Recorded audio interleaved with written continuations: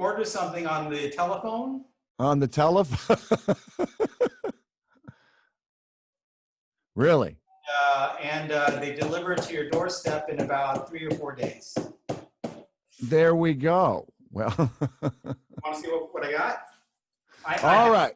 So I have not opened this yet. This makes for a pretty compelling Daniel show right now. Oh, wow. Yeah. So, Asylum tonight. Whatever.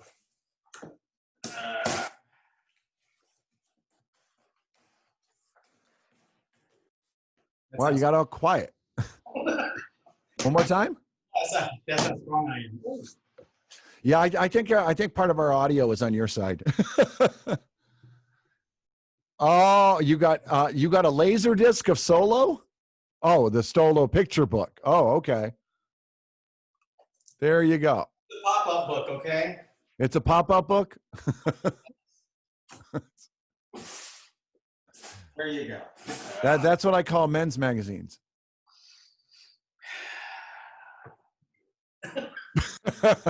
Yeah, by the way, you just showed your bare leg. You showed your bare leg. You showed your Zoom etiquette.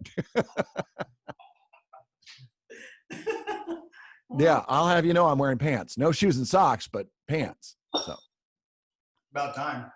about time. There you go. So you're wearing your Disneyland. I noticed. So that's your Disneyland jacket. This is my. I think I got married in this jacket. I think you did, as I recall. Yeah. Not my Disneyland jacket, but Your Disneyland badge is on your jacket. My name tag was sitting there, so I decided a few moments before showtime, I'll put this on because I haven't worn it in what? 3 months almost. Yeah, 3 months. Yeah, that's it's mind-boggling. The 15th was what day is it? Today is the 15th. Yes. Exactly 3 months. Exactly 3 months. Was the day where we said, "All right, out of there." Gee whiz, yeah. And of course, in the meanwhile, everything went to hell in a handbasket. So pretty much, and it's sort of tapered off there for a little bit, and it looks like it's starting to pick up once again. yeah, it's starting to resurge. Oh, joy of joys. Yeah, it's just it makes you sad.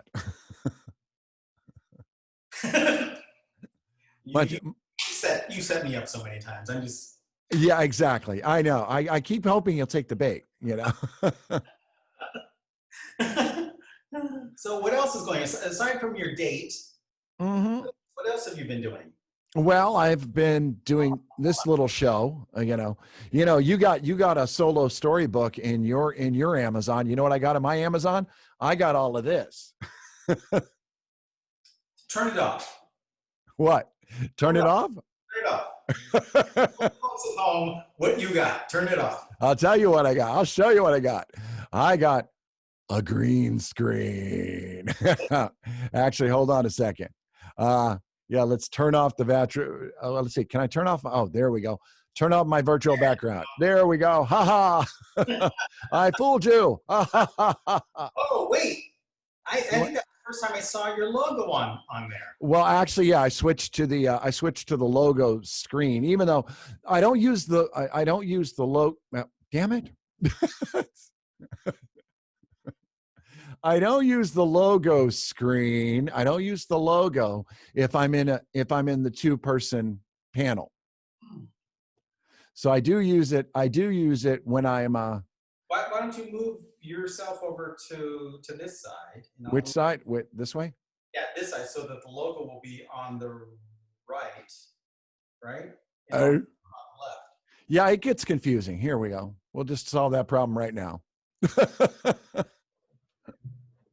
No, like I said, I don't leave the logo on because there would be a logo above us. There's a logo above us. Would it be covering your face? No, it's above us. No. Yes, this is why I stay around, folks. The love. Jeez Louise. While I use some of this hand sanitizer. So now, did you join any of the protests? No. No? I haven't because they're watching on TV. There's no social distancing, so Yeah, in spirit, I was there. My yeah. sister Your sister went. Yeah, tonight. If you're watching tonight, say something. yeah. Well, that should be the motto. That should be the motto all the time. If you see something, say something.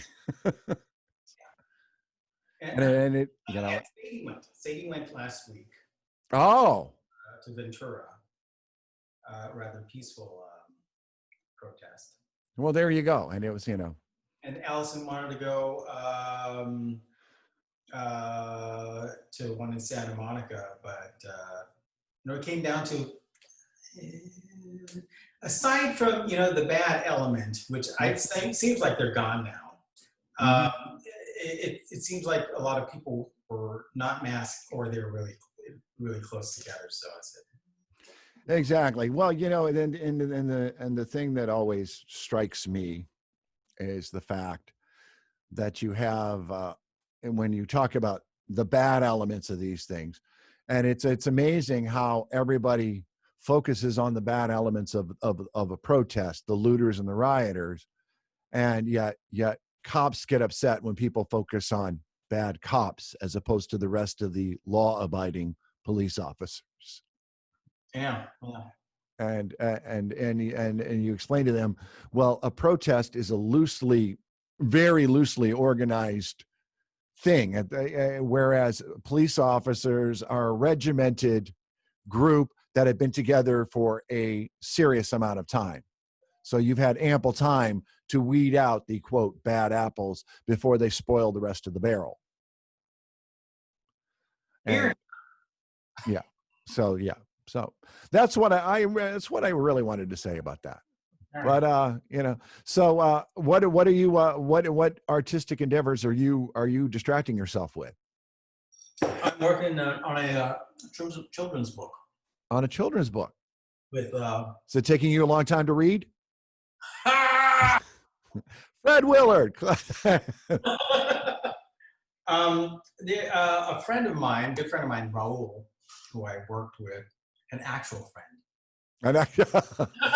unlike our tolerated acquaintance, yes, yeah. I worked with him at the movie theater at Manhattan Beach many years ago. Many years ago, yes. The 1980s, 1986, 1987, 1980. Yes. And the one over there at the Manhattan Beach Mall, right? Not, which one? Not there anymore. I know it's not. No, it's not. It turned into a parking lot.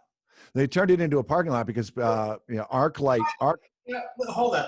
That's not the first job that I used to work at that's been turned into a parking lot. Well, we've all had that, That's what is that, second or third? As far as I know, that's the second one. We both know the first. Okay.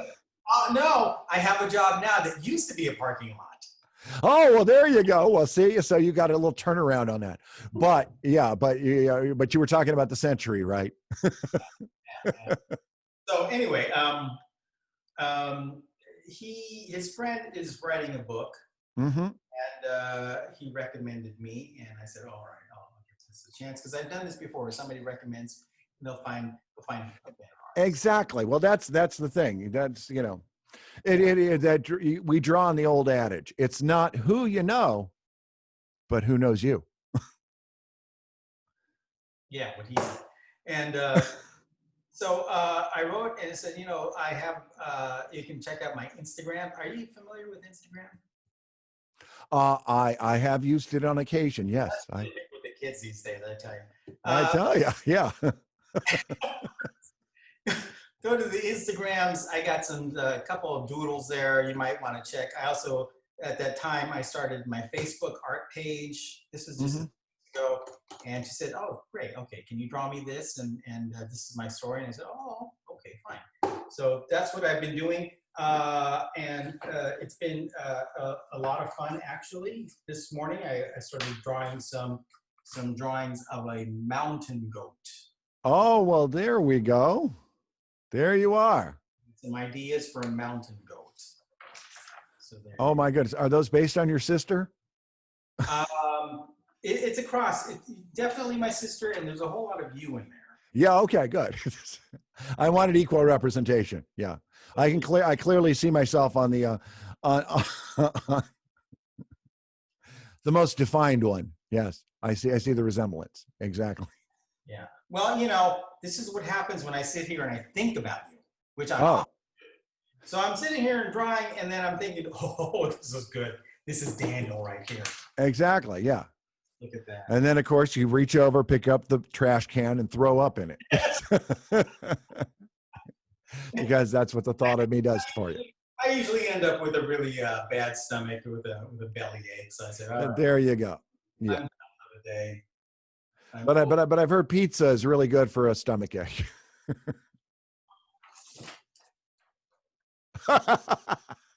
Yes. Yes. Yep. And it's still, and yeah, and that got shucked to the wayside, didn't it? It's we talked about it. It was like what, a month at the very beginning, and then I told you I wanted to do Asylum tonight, and you said, I'm not doing this stuff anymore for that silly name. I'm like, I thought, okay, you got a fun little show here.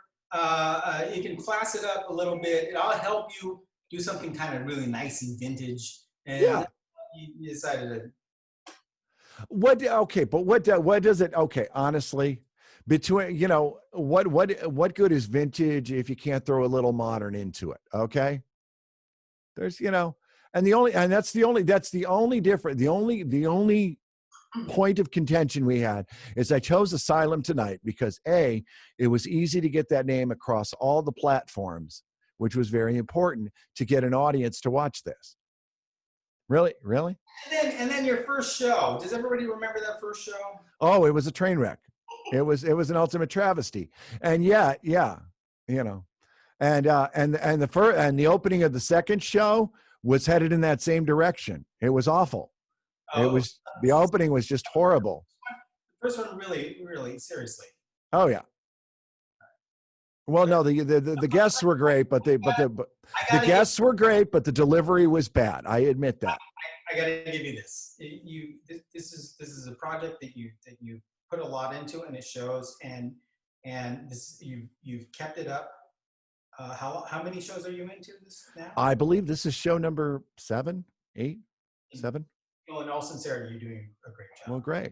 Well, I actually have an interview with another young artist by the name of Tex Hammond. Not to be confused with Tex Avery, which I really thought that's why he was named Tex. But it's a young artist. He's about 13, 14, and he's going to be on the show very soon. And not tonight. Oh, no. I didn't want him outshining you. Who's on the show tonight? It's Michele Shareef, and she is Shareef. Michele Shareef. The Michele Shareef from raiseyourplate.com and healthymichelle.com. Yes, and the one that says you should eat watermelon every day. Yeah, amongst other things. Yes, fruits and vegetables. Exactly. So there we go. Now and by the way, that tastes like chicken. That tastes like chicken. Did you check to make sure it was fresh? If it's tasting like chicken, I'm pretty sure it's gone rank. As long as it tastes like chicken, stay with me. That's messed up. Give me this is really messed up. But I recorded her interview yesterday, and she was eating in front of me as well. And I just want to tell you, you're not supposed to tell the folks at home you recorded it yesterday. Of course I did. Right now. Oh, well, this part is live. Okay. That wasn't. Okay. This is pseudo live. Okay. This is close enough to airtime, but we try to give the illusion that, oh, this is done up, but this is going on right this instant, but it's not. Okay. Besides, if it was going on this instant, people would see my green screen. And the thing that really messes with me is I use the computer camera, and my computer camera always does light adjustment. Really? Yeah, it does. It's always doing light adjustments on me. And so I end up with hot spots on my face. I was like, what? That's messed up. Is this an automatic thing? Because this is the first time I have a new computer, as I told you. Yeah. And this is the first time that we're doing this. Yeah. I haven't seen anything wacky with lights going on. Yeah, well, mine's older, so it's a little bit more, little bit more contentious, kind of like you. Very, very, very contentious. Joy of joys. So, yeah. What else is going? When did you get? Have you received any word from Disney about when you're going back to work? Okay, let me just put this out there because a lot of people are thinking, oh, it's opening on the 17th. It's proposed. It's proposed for approval. And that's July 17th again. We're July 17th. That is Disneyland's birthday. Yes. Now they're waiting for approval, so nothing has been set yet. Aside from we have some dates. These are proposed dates. They sent it to the state, I think it is. Whoever. Mm-hmm. I haven't heard anything other than that. Yeah, it's a little tough, especially with the social distancing guidelines. And you thought that line into Space Mountain was long before. Well, yeah, there's that, and then the other thing is the numbers are going up, especially in Orange County. Oh yeah, yeah. So, shocker. Yeah. Exactly. All right. Well, I think you've supplied the appropriate amount of filler time. That's all I needed. I just, it wasn't that I wanted to enjoy a conversation with you because we haven't talked in a little bit because we've both been busy. It's not because I appreciate you as a human being. You're an awful person. We know that. And so, you can't hear me? Good. I didn't hear a word you said. Yeah. You've got additional dramatic effect if you decide to take off your jacket and storm up the stairs, And they'll see that I'm only wearing shorts. They already saw you were only wearing shorts. Then they'll see the whole thing. I've been showing them little flashes. Yeah. Oh my goodness. So wrong. So wrong. So wrong. So wrong. All right. I get dressed and Allison's up there and she looks at me and she's just kind of I give her this I know. I've never forced her to do this, so there you go. Well, now, so you've got your new computer and you're very happy with it. I'm ecstatic. You have no idea. A new computer tomorrow. I'm getting a Cintiq, which next time we're on here. Mm-hmm. Hopefully a long time from now. We'll see that, and then I'm looking to get an iPad. Well, like I said, I'm working on Tex Hammond, so I don't want him outshining you at 14 years old and you feeling, 13, 14. Does he have a Cintiq? I bet he probably does. I know he's already done 2 art shows and he's doing a 3rd virtual art show. So what's his name again? Tex Hammond. Tex Hammond. Very impressive. You should get to know that, sunshine. All right. I'll look him up. All right. You should look him up. Yes. So you're having one guest this evening? You have just one guest this evening, and you. Ugh. I've decided to really kind of scale back. I'm tired of trying to chase down people. And so I think and it allows me to spend more time with each guest. Sounds like it allows you to spend more time with me. Yeah, exactly. Yeah. Have you? It's called masochism. West, are you familiar with it? Out to the person that I suggested that you talked to. I have not reached out and talked to him yet. Like I said, I wanted to. Or her. You don't want to give anything away yet. All right. Well, we've already kind of given it away. Him. Okay. So I have not talked to him yet. Okay. But I am going to reach out to him fairly soon. But again, like I said, we want to make sure we're up at a level, and and the fact that I have you on tonight indicates we have dropped a couple way down, and we need to come back up. You've got even lower. Yeah, exactly. Yes. Practically at the Earth's core right now. Honestly, I probably would have done. I would have done way better interviewing an actual homeless man as opposed to the one who's just dressed like one. And yes, well, there you go. Because we can see you obviously ain't homeless. That's a nice place you got going on there. All right. Well, in the meantime, I'll go ahead and let you go. I think we've had a nice little pleasant little run of things. Yes. Go enjoy your dinner, and we will speak soon, whether you like it or not. Bye. All right. Bye. Our guest tonight has her own YouTube channel called Raise My Plate, where she not only helps you raise your physical health, she helps you raise your spiritual health. You can find her at healthymichele with 1L.com online, and you can find her right here, right now. This is Michele Shareef.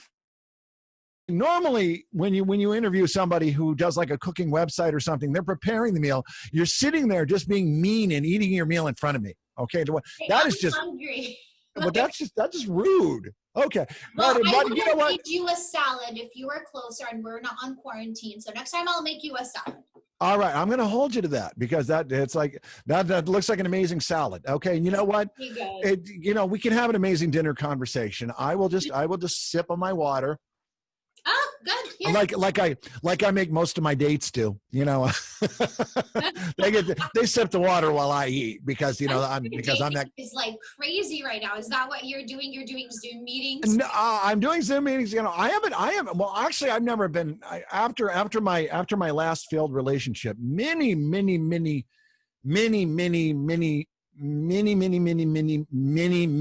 years ago.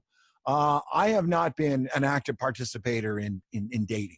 I've dated, honestly, the number of women I've been out with. I honestly I could count on my right hand. I could count,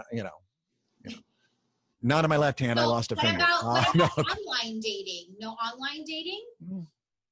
No. I prefer face to face. Okay. Well, I'm, online dating is like so old school. It just doesn't work.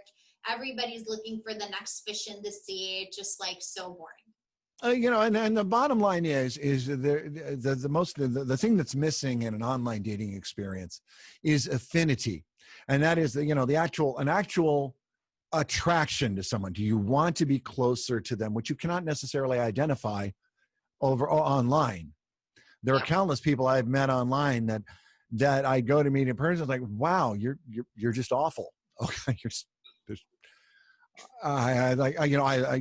wow. Ooh. You're just dull. You're just dull. Oh my goodness! And you meet these people, you're like, and so I don't do that anymore. But what? Okay, so you've got a salad there, and again, you sit there and talk to somebody who's actually doing a cooking show and doing a cooking channel. Your channel's called Raise My Plate, right? And yet, salad, I made it to eat it. And okay. We lost time, and so I went right into it. And you went right into it, yeah. And then Sorry, I threw that dressing on there. I'm like, okay, well, the salad's got to get eaten. So, next time I'm making you one too. But it's yummy. I'm really enjoying it. And you were really hungry, and you'd put off eating. You were going to eat. You'd put off eating it for lunch in favor of using it to demonstrate what you were making there, because you had beets in it. You had carrot. Is that carrots? That's carrots, right? I got the carrots. You got the radishes in it. You've got pretty much.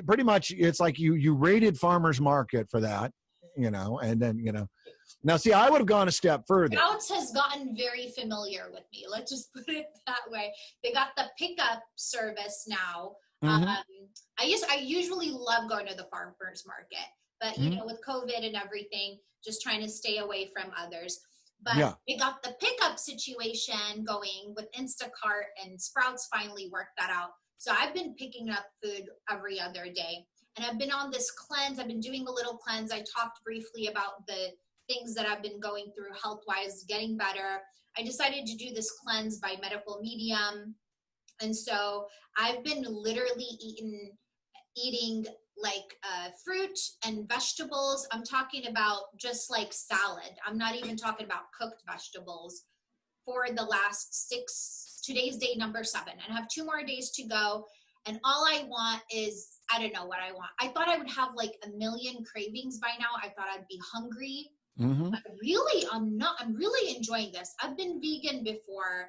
I've been vegetarian before. And I go back and forth. I call myself a flexitarian. But really, I mean, I've been super satisfied. I mean, it's a pretty big salad. I'll eat. It really is. And that's the great thing with salad is you can eat a big bowl like that. And you know, and you can't eat it. Obviously, you can't eat a big bowl of chicken or a big bowl of anything else. But vegetables, you can eat a big bowl of that. And you know, and it's not going to. It actually breaks down in your system and evacuates your system very quickly. Digestion has been great. Thankfully, never had issues in that area, but digestion is great. Just feeling really good. Been feeling full. I haven't had any cravings, which is super cool. Like seriously, like usually I want like a popsicle or something. Like I get a little cravings. Have not been having the cravings. Seriously, this has been really cool. And I was going to say another thing. The other thing is, it's like you mentioned, it's so low in calories. You could eat a big bowl and it's like, you could eat as much as you want. And the cool thing is, I like to go with like a vinaigrette, like I mentioned earlier, which is super cool because then you're like low on the calories, because a lot of the dressings, when you go to Cheesecake Factory and you get that ginormous salad, right? Oh, yeah. And it's like, somehow it's like 700, 1,000 calories for some reason. It's the ranch dressing. It's It's the ranch dressing. It's the bucket of ranch dressing they bring to the table for you. You know, it's like, can you just put that around my face right there? And a straw. Yeah. Well, there's certain dressings that definitely contribute to the weight gain, the calories and the processed garbage. Okay. So a couple of things, like if you're like trying to watch your weight, I've done a whole thing on this, but if you're trying to watch your weight, really, it's where most of the calories come from: protein, dairy, all these different things that you're eating, processed foods. All of these are really high in calories. So if you're really trying to lose weight, this is a great way to go. And you could incorporate protein and other things, but that's where you can control those portions more, and you don't have to control your vegetable portions. Right, exactly. A lot of what I make, a lot of my diet actually is like that. I make a lot of vegetables. It's primarily vegetables. I'll do rice. I love rice. Oh, yeah. I like white rice. It's easy on the digestive system. And then I'll saute some ingredients. I'll saute some squash. I'll do something cool like that. And then I'll have controlled portions of protein like throughout the week. All right. Now, which white rice? Because there are several variations of white rice, and we just want to make sure you're getting the right white rice. I got that all out. Did you hear that? Wasn't that impressive? I got white rice. White. I'm just kidding. I would say basmati. Basmati is my favorite. So, I mean, like I said, my background's Middle Eastern. Oh. The basmati rice, I mean, seriously, it's the best rice on the planet. I found I bet you would say that. Right? That Middle Eastern heritage thing. Yeah, that's where we go to with this, right? Well, yeah, I mean, well, there you go. I'm a big fan personally of I like brown rice, but brown rice technically isn't rice in the same way that white rice is. So it's brown rice contains fat. That's what makes it different. So what happens is the fat is actually processed out of white rice. And it's a little bit harder on the digestive system. Brown rice is definitely a healthier option because it's less processed and you're getting the fat too. So that's something that we need. But I personally like white rice because it's easier on the digestive system. And I look at getting my fats from like oils and avocado and things like that. Oh, yeah. Well, yeah, I'm not arguing the point, dear. I know already that I would lose, but standard. The thing was with the white rice though, the starch, the amount of starches that are now diluted, I would say, by the fat. Those come into play, though. Doesn't white rice tend to spike a glycemic reaction? Absolutely. The best way to do it is to rinse the rice. Just take that rice, rinse it a couple of times, and then you get rid of the starch. And that's fine. And and then you boil the rest, and it's fine. It's not, I mean, as long as you're maintaining an overall healthy diet, there's like no perfection way of doing it. Right. As long as you're incorporating good things into your diet, it's about moderation, and like live your life, eat the things that you like, don't cut everything out, but just try to do little mindful things throughout the day, like vegetables. Well, there you go. But also you bring up a very good point, is that most diets will have you on restrictive portions. And if you find your portions in a diet too restrictive, throw them in a salad.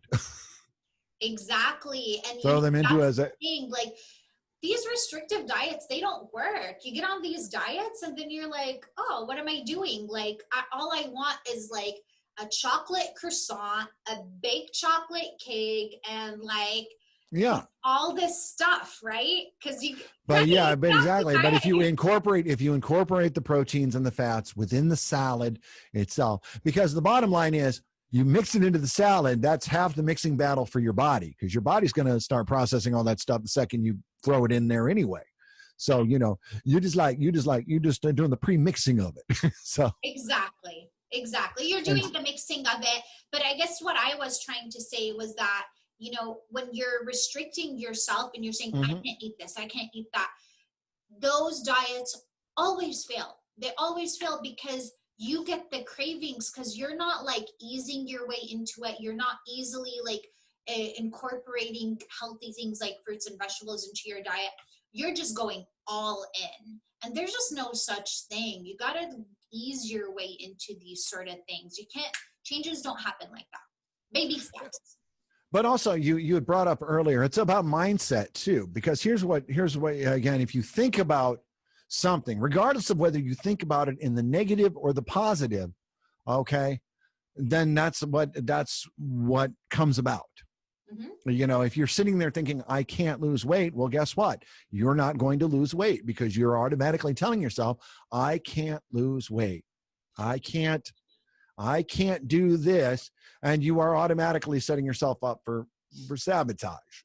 So I started writing affirmations, I want to say like 8 years ago. And I went, and I was like also kind of going through a reflective phase in my life.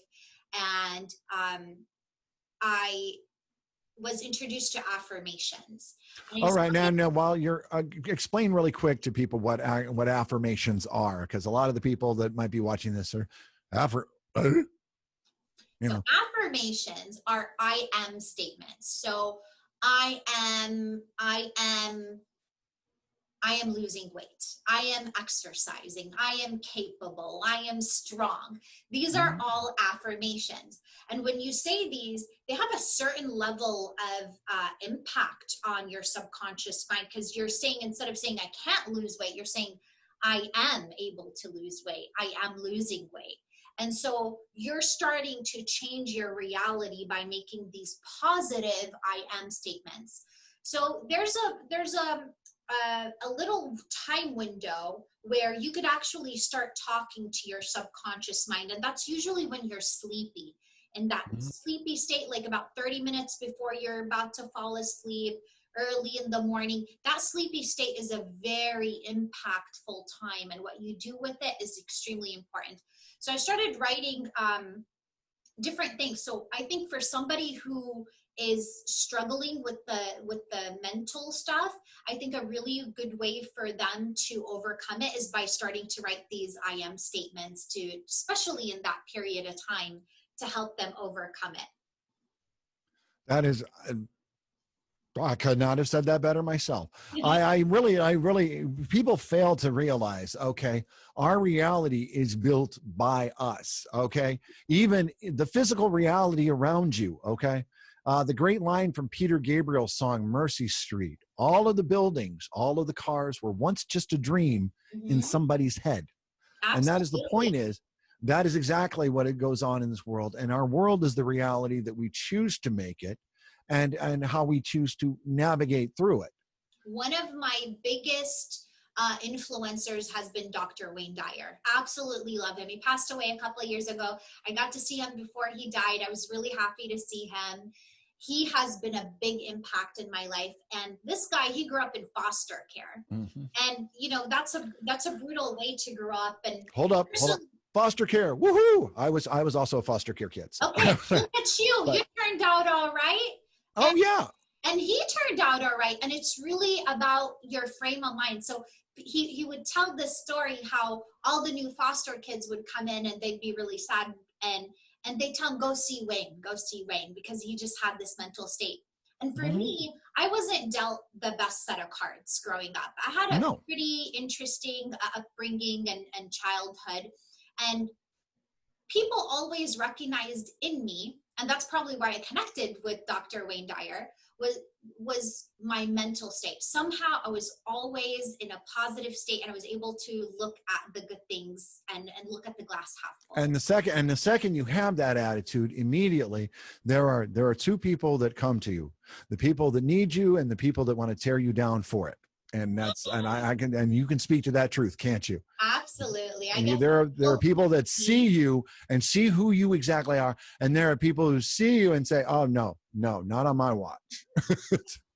There's definitely. I mean, I recently got a very an attack on one of my Instagram posts recently by somebody. I was writing something like, hey, we wake up and we have like two choices. This is going to be a good day. This is going to be a bad day. And then, with every situation that we face, there's two ways of looking at it. This person went off on me. He was like, oh, okay, so if I die in a plane crash, I need to like be happy. And I don't know. They wrote this like whole like. Yeah, exactly. My immediate response is, wait, you got to fly on a plane? There are people that would be totally happy about that. I mean, wait, you're going to die in a plane crash? Would you rather die a long, painful death of cancer or go quickly? Okay, see, there is the point to be made on how we, and you can go, you can go down in a plane crash as a brave soul who took somebody's hand, and said, hey, we're going to be good, comforted somebody. I don't know. I mean, if I was on a plane crash, I mean, if the plane was going down, and this is easier said than done, right? Right, yeah. In this scenario by any means. Yeah. I think like I'd want to, personally, I'm just kind of trying to put myself in that situation right now. I would want to think about my loved ones, and I'd want to like really reflect on them in a positive light and just remember those happy moments before. Exactly. I mean, I don't know. I'm not on a plane. I'm not crashing, and I'm not saying like there is no negativity. Right. No. But here's the point I'm going to throw out, Michele. All right. The only difference between an ordeal and an adventure is your attitude. And I'm sure somebody else has said that 1,000 times before, and I know I picked it up somewhere along the way, but it is the truth. However something is going down, all right, this, people, well, for example, okay, people look at COVID-19. We look at George Floyd's death, and people are like, oh no, this, and this is horrible. I'm not denying the horror, but how we choose to look at this and how we choose to proceed forward, this can be a great moment. This is the moment we woke up and said, hey, this is not right. This is what we need to do. Look at all the people in the streets. Yeah, exactly. People protest all over the world. It is amazing to see all these people come together. It is amazing. Exactly. And the bottom line is, why people are a lot of ignorant people are very mad right now. And of course they're being mad because they just woke up. But the analogy I make is somebody just really woke you up because the house is burning down. Okay. And it is a catastrophe that house is burning down. Yes. All right. It is time for you. And you can be mad about the house burning down, or you can be glad that you're alive to build a new one. Yes. To make the changes necessary. The future generations are going to be bringing, and it's so nice to see Generation Z and all these young millennials seeing them going out and protesting and fighting for the future of their world and just doing and getting it. And it's just inspiring to see the people. And you could have the people that are mad, the loiters, the people that are destroying businesses. I mean, what does that even have to do with George Floyd's death? Exactly. Well, then that's the whole point. You have the people out there who are opportunists using the cover of protest, or you have the people who are out there willfully trying to subvert the message. Yes. They're trying to get the message away from the social justice and try to get it on the rioting and everything, and thereby dilute. They just have their own agenda. And yeah, those exactly. are the people that I would say those are very similar to potentially the mindset of the person who wrote me that Instagram comment. And just people who just want to lash out on other people for no good reason. They're just angry. And see, I don't take that stuff personally, because again, those are undealt issues that those people need to deal with. And that brings me full circle to what I'm trying to say, which is that's why it's important, if you're trying to lead a more conscious life, you need to start reflecting on why your emotions are the way they are. Why are you upset in certain situations? Why are certain people really getting under your skin? Why are you angry? Why are you sad? Why are you hurt? Why do you feel pity on yourself? Why do you feel like you can't grow? Why? And ask yourself that and be truthful with yourself and journal about it. And once you do that, you're able to start to realize, well, hey, this is why. And you could dig deeper and dig deeper. And 9 times out of 10, it's going to go back to your childhood. And it's going to go back to something that happened when you were a kid, like your dad telling you it's not good enough. And those are the things that I bring to my channel through my Food for Thought series. I talk about these affirmations and I talk about these learnings for different things. Most recently, I was talking about not feeling supported. That segment is called I Am Supported.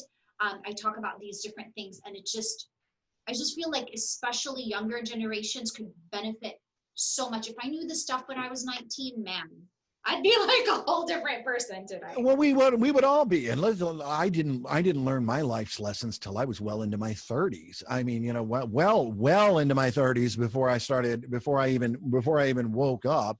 But here I am at 54, and you know, and doing and moving forward in an entirely different way with a better understanding of the things that, you know, we develop these negative thoughts because the people around us, they think what they are doing is in our best interest, but they do so in a psychologically damaging way, especially to children. Children are at that point, they are impressionable. They are, you know, and they turn around and they do this stuff, and they have no realization and they have no sense of responsibility. And I think all of these traumas that go on in childhood, you know, most people never deal with them. They never address the traumas that have happened, because I mean, they don't talk about this stuff in school, Daniel. They don't talk about this. They don't teach you. They don't give you the equipment to they barely give you the equipment for reading, writing, and arithmetic. We know that. They defund the schools all the time. But I wanted to talk to you. About something. And you're Palestinian. I am. You are you're Palestinian now. Are you full Palestinian? Yes, both my parents are Palestinian from Jerusalem. From Jerusalem. So, you know, pretty much a hotbed right there. And so they managed to get out. And you were born here in the United States? I was born in the U.S. I actually got to live overseas for a little bit of my time. I was there 9 through maybe 12. I went to school there. I learned Arabic. I learned how to read and write in Arabic. I learned Hebrew. I learned German. I lived in Germany for a little bit. But over there, it was definitely completely different than here. But you know what? People are very resilient over there. And life goes on. It's a constant occupation. It really is. But here's the one thing I have noted. The one thing that I have noticed is that once Israelis and Palestinians are removed from that area, they are most of the time they are the best of friends. They're best of friends even over there. A lot of the civilians I mean, my cousin goes to Israel all the time, and Israelis hang up. Most of the civilians are peaceful. I think this is a misconception that people don't see in the media. Civilians are actually friendly with one another for the most part. And a lot of them are the best of friends. And you just don't see that. It's mostly political stuff. You know, it really is. Again, and again, that is a very valid point. It is the rich and powerful using the less powerful to play it to make up a power struggle that goes on underneath them. Yeah. It is. There is. Are you familiar with the third party rule? No, go ahead. Familiar. All right. Well, let me clarify this for you. The third party rule indicates that if there are two parties in conflict, there is a third party that stands to benefit from that conflict remaining unresolved for as long as possible. Oh, yeah. And usually what happens is when the two parties that are in conflict are acknowledging that third party is when the conflict dissipates. Mm-hmm. And that's what people need to realize. The conflict well, in this country, the conflict of black versus police is a construct made to keep both parties from realizing who the real criminals are. 1,000%. You couldn't have said it better. I couldn't have said it better. It's. I think, you know, a lot of people just use it as a distraction. Oh, they do. And, you know, and that is what is truly sad in this country. This is what has transpired and what needs to change. And as I said, I'm not fearful for the future if people wake up and you know, and this is an opportunity for us to wake from this slumber. It's going to be a difficult transition waking up, but it is a necessary transition if we are to survive. I'm very hopeful. Honestly, Daniel, I'm very hopeful. Well, exactly. Yeah. I think COVID, as devastating as COVID has been for especially the US, I mean, we've had so many deaths here. Yeah. I think it's also been really eye-opening for Americans, just changing our way of life and slowing down and actually taking time to connect with people one-on-one, with our families, just kind of putting a lot of our distractions aside, which is something that is a big issue for especially the younger generations, putting those aside. And then now you have real issues coming about, a lot of emotions that people are feeling. And with things like with George Floyd's death, it's really bringing about those emotions at the forefront and really pushing for change. And we're at an enlightenment stage of our lives. We're at an enlightenment stage of where we are as a society. People's eyes are opening up. People are getting more mindful. People are becoming more awake about what's going on around them. I really am hopeful that our future is going to be bright. There's going to be a lot of wonderful changes coming up for us. I'm really. You know what? I share in that hope and that optimism. I especially, you know, COVID-19 also gave basically, gave you know, pretty much a spellbound audience, because they had no choice but to see what was going on, and to see the willful, malicious look in that guy's eyes. You know, as he was doing something, it really, and how anybody could look at that and not see that for the evil that it was, is truly astounding. But it also helps weed out a lot of unsavory people in our lives, because now you can go through and say, okay, I'm done. You are this. It makes it easier to spot toxins. It makes it easier to spot toxins because now we realize we're all one. Exactly. We're not just in this bubble anymore. Right. With our own lives, not noticing something like that happening in the world. I mean, I've literally seen a person on the street with someone stepping over them and walking away. Like, I've literally seen that with my own eyes. But I think with the changes that have happened recently, that's no longer something that's happening, because now we're realizing, hey, we're one world, we're one people, we're all one. And injustice is injustice, and it's not right, and we're not going to stand for it, period. Right. The bottom line is we're all cells in one body. And to borrow something from the Christians, isn't that what we're supposed to be, the body of Christ? Just so we know. We're all one. We're just all one. You know, Christ and all. We love Christ. We love we just love everybody. We love Buddha. We love everybody. Well, there you go. And the best way you can protect that body and honor the warranty is by eating right. Yes, eat right, honor the body. You honor your body, it takes care of you. You take care of it. When you get your oil change every 3,500 or so miles, well, guess what? You're putting in good oil, you're taking care of your car. That car is going to last you 200, 250,000 miles. So this is your body, this is your vessel here. Put good things in it and raise your plate to higher consciousness and a higher conscious way of life, so that you can have a more quality life and you could be better member of society. That is well said, Michele. That is absolutely awesome. Now that's the interview we were looking for. You got that? Oh my goodness. You can find Michele Shareef at raiseyourplate.com, and that's across every platform, across Facebook, across Twitter, across Instagram, Snapchat. No Snapchat. Oh, thank goodness. Thank goodness. Okay. Personal. So on all the formats that appeal to grown-ups. Okay. So of course, you should do a little salad face, Facebook, Snapchat filter. That might work. I would love to see people post their salads and tag Raise My Plate on Instagram or on Facebook, and on Twitter, man. Snap a picture of that. A really good salad. Salad. Hey, it's awesome, man. By the way, I throw pistachios in mine. I go get the big bag of pistachios at Costco, and that's like my salad. That's like my salad trimmings. Oh, I'm all about them pistachios. Oh, feel man. Me? Okay. You find those shells. There's a trail of them. No, I always get the pre-shelled. I'm lazy that way. What? The fun's in the deshelling? No, it's not. It's really not. The fun's in eating them. Okay. I don't know who told you that the fun is in the shelling them. I'm like, no more of that noise. No. I'm working for it. It's lesser calories, man. Well, you know what? I put mine way up on a high shelf, so there's my extra work. So that works out well. They're on the high shelf in the kitchen. That's all that matters. All right. So anyway, Michele Shareef, and like I said, you can find her at Raise Your Plate on YouTube.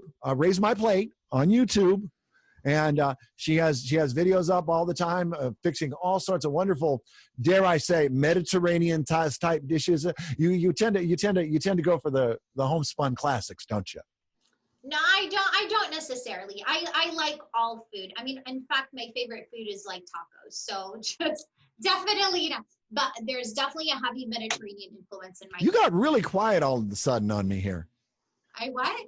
You got really quiet all of a sudden. I don't know if I did something or. Oh, maybe our recording ended. Or maybe my earbud is just coming out. Let's try that. Okay. Talk again. Oh, there you go. You're a little better. Okay, so my earbud was sliding out. And you got to really like jam that thing in there. That's really annoying. Just really put it in there.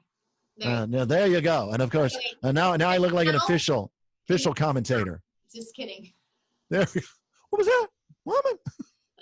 That's so mean. Why come you got to be like that? Okay.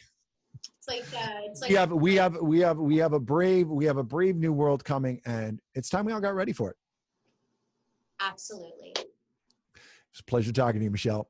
Pleasure talk to you soon, Daniel. This was fun. Thank you so much for having me. I really appreciate it.